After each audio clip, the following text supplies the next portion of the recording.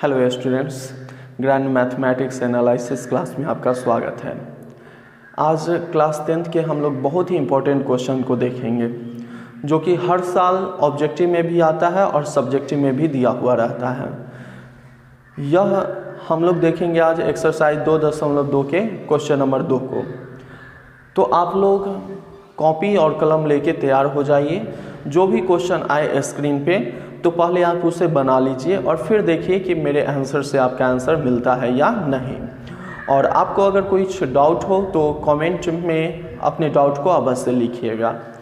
तो आज का पहला क्वेश्चन यहाँ पे कहता है 2 नंबर, एक द्विघात बहुपद ज्ञात कीजिए। हमें एक क्वाड्रेटिक पॉलिनोमियल निकालना है जिसके शून्यकों का योग और गुणनफल क्रमशः दी गई संख्या है। मतलब कि यहाँ पहला में 1/4 और हमें दे दिया है -1। तो पहला जो है यह शून्यकों का योगफल है और दूसरा जो है शून्यकों का गुणनफल है। तो इसमें हम आपको बहुत बड़ा कॉन्सेप्ट बताने वाले हैं, इसलिए आप लोग गौर से देखिएगा। तो सबसे पहले हम मान लेते हैं, माना अल्फा और बीटा ये मानना जरूरी है 2 नंबर के लिए। 2 नंबर के लिए मानना जरूरी है। माना अल्फा और बीटा द्विघात बहुपद के शून्यक है, द्विघात बहुपद के मूल है या शून्यक है। तो यहाँ पे मूलों का योगफल मतलब दोनों का जोड़ जो है 1/4 दिया हुआ है और दोनों का गुणनफल जो है अल्फा इंटू बीटा -1 है। ठीक है ना, चूंकि अल्फा प्लस बीटा 1/4 तथा अल्फा इंटू बीटा जो हो गया -1 हो गया। अब यहाँ पे हमको कहता है द्विघात बहुपद लिखने के लिए। तो हम जानते हैं द्विघात बहुपद का फार्मूला होता है x² minus alpha plus beta into x जोड़ अल्फा इंटू बीटा।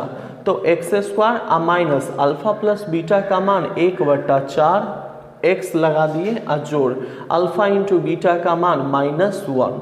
तो हो गया x² minus x/4 plus minus -1। मेरा आंसर यह भी 100% सही है।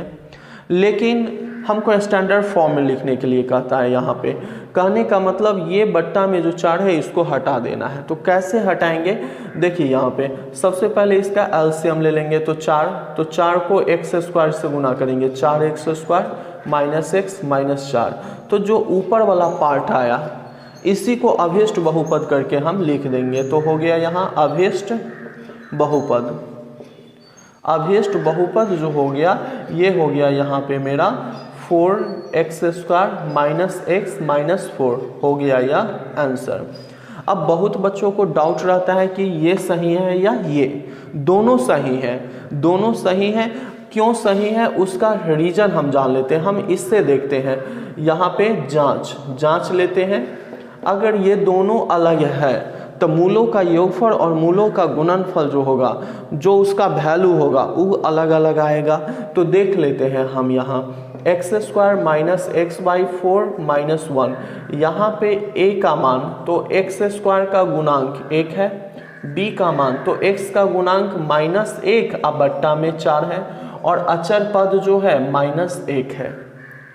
तो मूलों का योगफल अल्फा प्लस बीटा जो होता है -b/a के इक्वल, तो -b का मान -1/4 और बट्टा a का मान 1 माइनस माइनस प्लस आ गया 1/4। यही ना दिया हुआ था।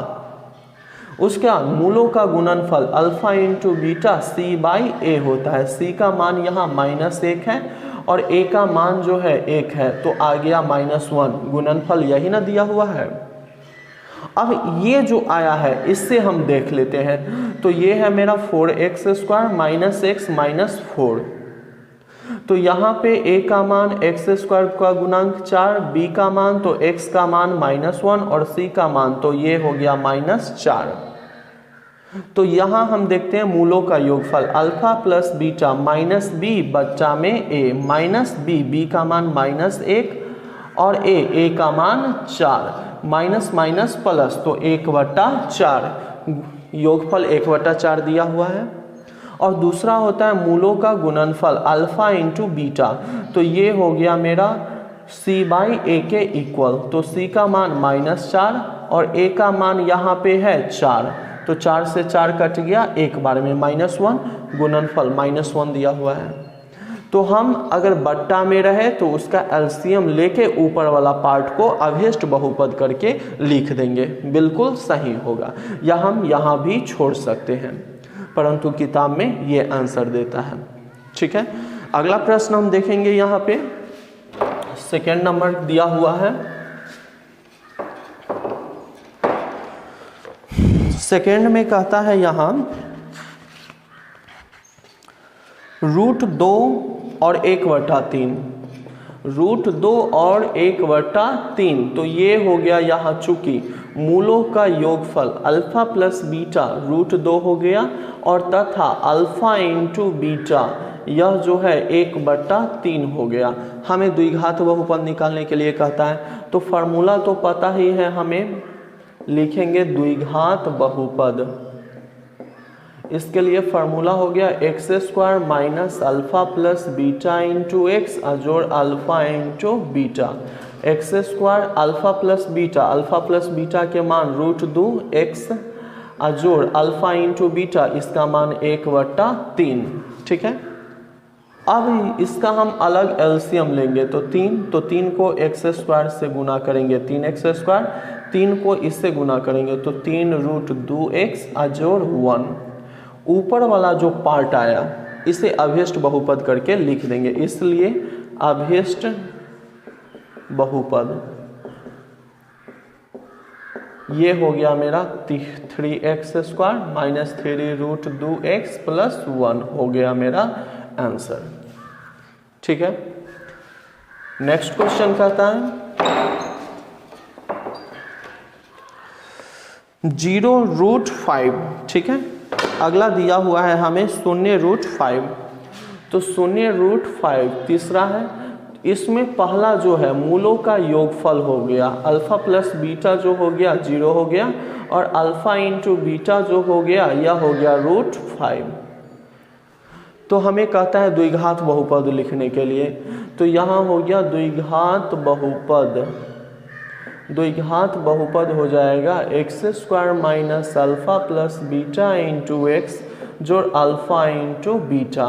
तो x² अल्फा प्लस बीटा का मान 0 इंटू एक्स अजोड़ अल्फा इंटू बीटा का मान √5। तो ये तो 0 से गुना होगा तो 0, तो x² प्लस हो गया √5 आंसर। ठीक है, नेक्स्ट क्वेश्चन है यहाँ पे चौथा नंबर 1 है। चौथा जो है वह 1 1 लिख रहा है। तो यहाँ पे चूंकि अल्फा प्लस बीटा मूलों का योगफल भी 1 है और मूलों का गुणनफल भी जो है अल्फा इंटू बीटा वो भी 1 है। तो यहाँ द्विघात बहुपद जो हो गया, द्विघात बहुपद के लिए फार्मूला हो गया,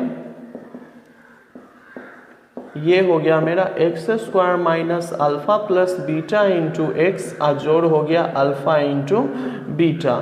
तो इसका जो मान है यह 1 है, तो 1 into x alpha into beta का मान 1 है, तो x² इसको गुना करेंगे तो -1 प्लस 1।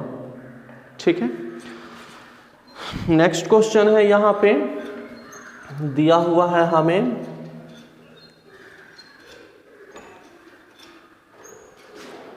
5 नंबर। 5 नंबर है -1/4 और 1/4।